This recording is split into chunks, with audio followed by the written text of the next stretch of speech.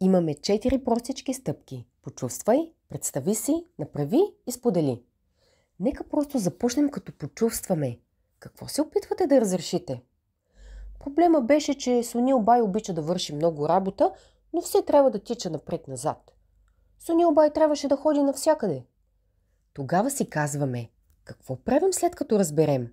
Представяме си предпочитан от нас сценарий. Тук е и стъпката "представи си".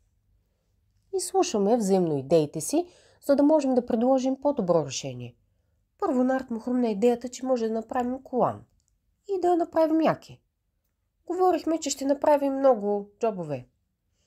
И тогава излизаш и правиш действието, стъпката направи.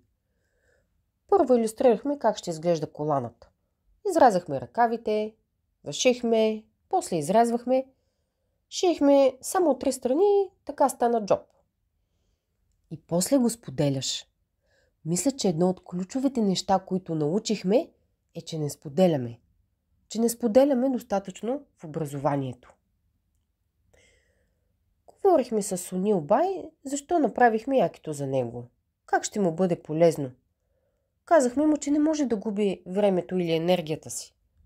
Чувстваше се щастлив, защото сега не трябваше да тича навсякъде, за да намери ключовете, а просто трябваше да ги извади от джоба си и да ги даде на човека, който иска. Да имате у децата творческо самочувствие е може би най-големия подарък, който може да им направите. Има 2 най-мощни думи в нашия език. И те са "аз мога".